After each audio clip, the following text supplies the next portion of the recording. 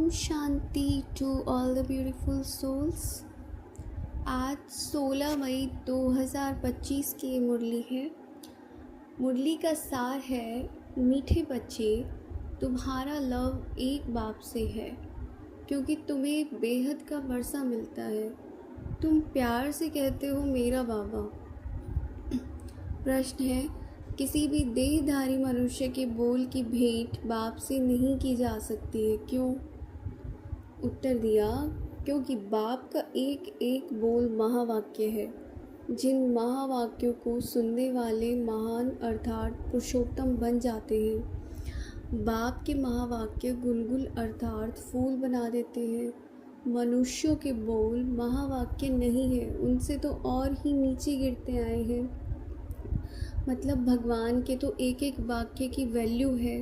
जो भी वो कहता है उस हर बात में, मतलब कितनी पावर है उसके हर अक्षर में, कि वो इंसानों को देवता बना देता है। उससे इंसान बदल जाते हैं, उनके संस्कार बदल जाते हैं, उनकी भावनाएं बदल जाती हैं, युग बदल जाता है, सब कुछ तो बदल जाता है। तो उसमें कितनी पावर है। गीत चला बदल जाए दुनिया, ना बदलेंगे हम। धारणा के लिए मुख्य सार है।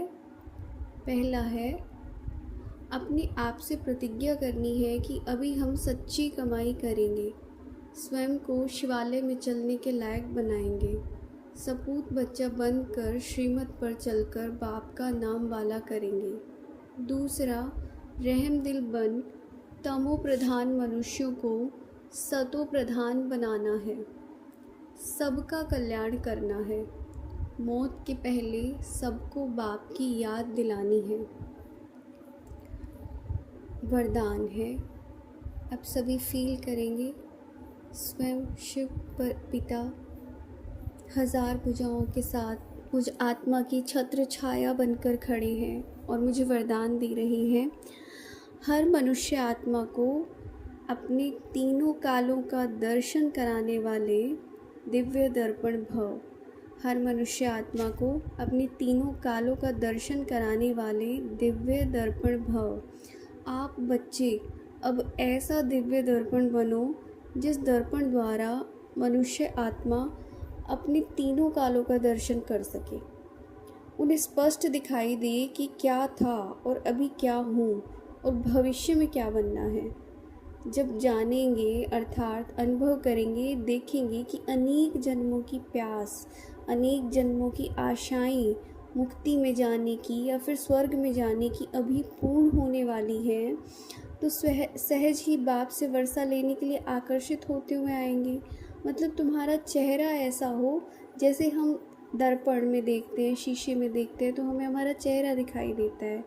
तो हमको ऐसा दिव्य दर्पण बनना है कि मनुष्य आत्माओं को अपने तीनों कालों का दर्शन हो, उनको आभास हो कि पहले ये आत्माएं क्या थी। मतलब समझो हमारे कोई रिलेटिव्स हैं, जानने वाले हैं या फ्रेंड्स हैं, फैमिली में हैं, तो उन्होंने हमें पहले भी देखा हुआ है, पहले हम कैसे थे, ज्ञान में आने के बाद भी उन्होंने देखा हुआ है।